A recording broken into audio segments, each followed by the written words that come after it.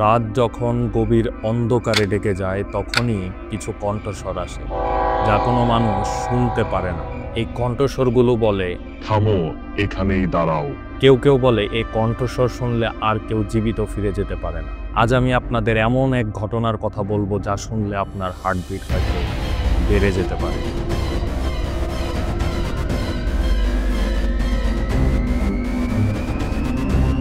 আজকের ঘটনাটি ময়মনসিংহ জেলার প্রত্যন্ত এক গ্রামের মানুষ এখনো এই ঘটনা মনে করে কেঁপে ওঠে।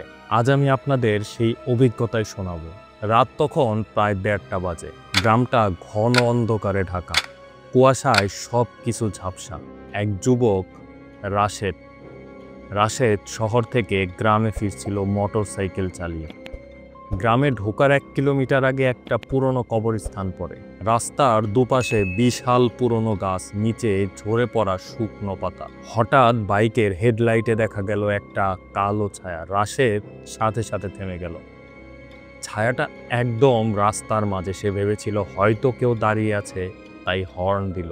রাশেদ শপথ করে বলল, তার চোখ ছিল একদম রক্তের মতো লাল। ভয়ে সে বাইক ঘুরিয়ে পাশ কাটাতে চাইল, কিন্তু ঠিক তখনই তার কানে আসলো একটা মহিলার কণ্ঠস্বর। এখানেই দাঁড়াও, এখানে আসবি না, ফিরে যা, ফিরে যা। চারপাশে কেউ নেই, কিন্তু কণ্ঠস্বরটা যেন বাইকের পেছন থেকে এলো। সে ভয়ে কাঁপতে কাঁপতে বাইকের গতি বাড়ালো। কবরস্থানটা পার হয়ে যেতে না যেতেই বাইকের ইঞ্জিন হঠাৎ বন্ধ হয়ে গেল। অন্ধকারের চারপাশে শুধু বাতাসের শব্দ।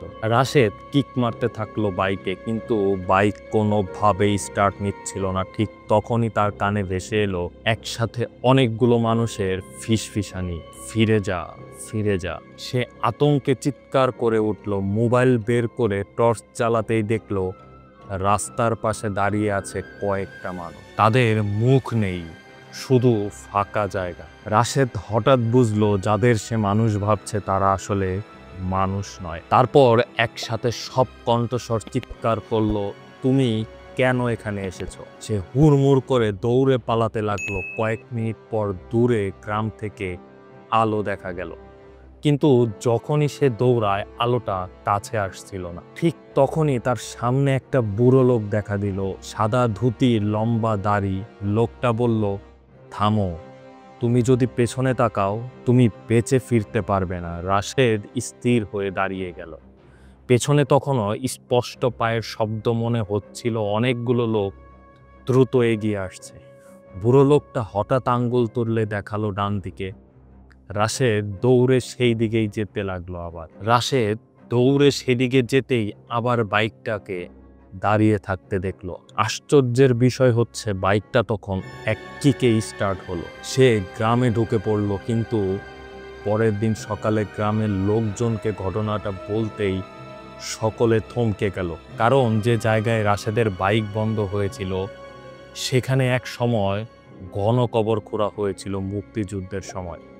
গ্রামের অনেকেই নাকি সেখানে অদ্ভুত শব্দ, মানুষের কান্নার অপরিচিত কণ্ঠস্বর শুনেছে। কিন্তু সব থেকে ভয়ের ব্যাপার হলো গ্রামের কেউই কোনোদিন ওই সাদা ধুতি পরা বুড়ো লোককে দেখেনি। এই ঘটনা আজও রহস্য। কেউ বলে এটা সত্যি, কেউ বলে এটা একটা হ্যালোসিনেশন, কিন্তু রাশেদ আজও বলে ওই রাতে আমি যা দেখেছি তা কোনো কল্পনা ছিল না।